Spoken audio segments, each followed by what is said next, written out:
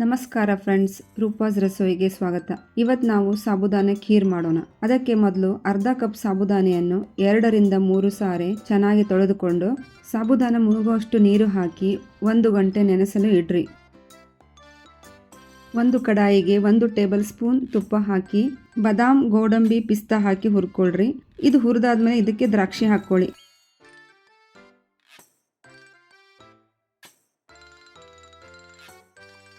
ಹುರಿದಂತಹ ಎಲ್ಲ ಡ್ರೈ ಫ್ರೂಟ್ಸನ್ನು ತೆಗೆದುಕೊಂಡು ಅದೇ ಕಡಾಯಿಗೆ 2 ಗ್ಲಾಸ್ ಹಾಲು ಹಾಕಿ ಕುದಿಸಲು ಇಡ್ರಿ.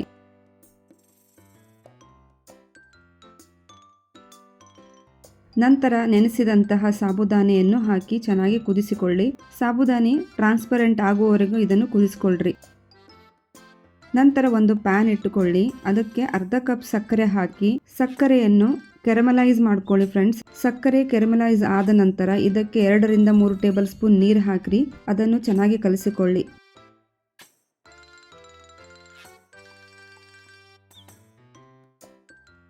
ಸಕ್ಕರೆಯೊಂದಿಗೆ ನೀರನ್ನು ಚೆನ್ನಾಗಿ ಮಿಕ್ಸ್ ಮಾಡಿಕೊಂಡು ಕುದಿಯುತ್ತಿರುವಂತಹ ಸಾಬುದಾನೆಗೆ ಹಾಕ್ರಿ. ಸಾಬುದಾನೆಯೊಂದಿಗೆ ಚೆನ್ನಾಗಿ ಇದನ್ನು ಕುದಿಸಿಕೊಳ್ಳಿರಿ. 1 ಚಮಚ ಏಲಕ್ಕಿ ಪುಡಿಯನ್ನು ಹಾಕಿರಿ. ಹುರಿದಂತಹ ಡ್ರೈ ಫ್ರೂಟ್ಸ್ ಅನ್ನು ಹಾಕಿ 1 ಸಾರಿ ಇದನ್ನು ಕುದಿಸಿಕೊಳ್ಳಿರಿ.